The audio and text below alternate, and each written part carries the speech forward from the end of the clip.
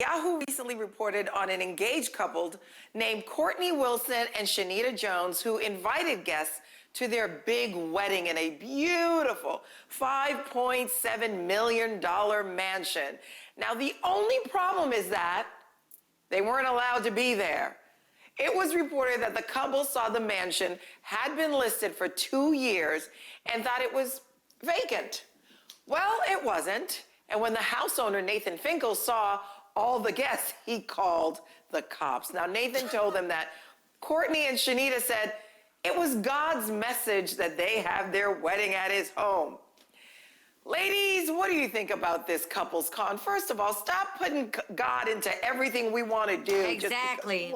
Just because we want to do it. I mean, just because you're crazy, that voice could be coming from you, not the Lord. You can have a crazy voice too.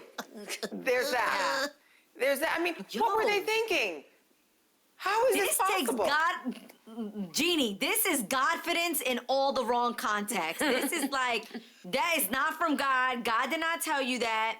And furthermore, it's the audacity. What would you guys do if all of a sudden you're enjoying your breakfast and people roll up in your backyard talking about they doing a wedding? And Can you imagine they sent for a out second? invites.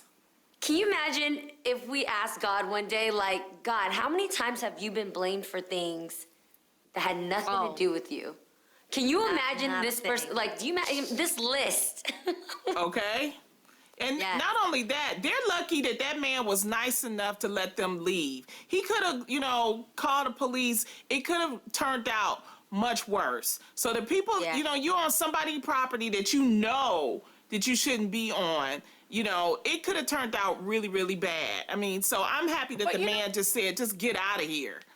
Me too, but what's interesting is when you're planning a wedding, there's so many things that you prepare for before the day, right? Flowers are delivered, things are set up, there's lights. So did they know there was lights, electricity? Like if it's vacant, there's no power. Yeah, they did because they went there. They thought it all out. Yeah, they sent invites and everything. No, I know, but all took out. over. Right. It's a scam. It's a scam. They went and actually scouted the house multiple times. They pretended they were going to buy it. God ain't in your lies. God ain't in your scam where you acted like you're going to go purchase the home. So they scouted the house. They saw what could be done, what were the areas of the home. Furthermore, they obviously thought it through because they had actually a wedding planner arriving to do a whole setup. They sent out actual invitations. They did everything. And I also wonder, what do the friends of this couple think? Like, you know how couples have their conversations about somebody? I wonder if husbands were like, I told you they were scammers, I told you.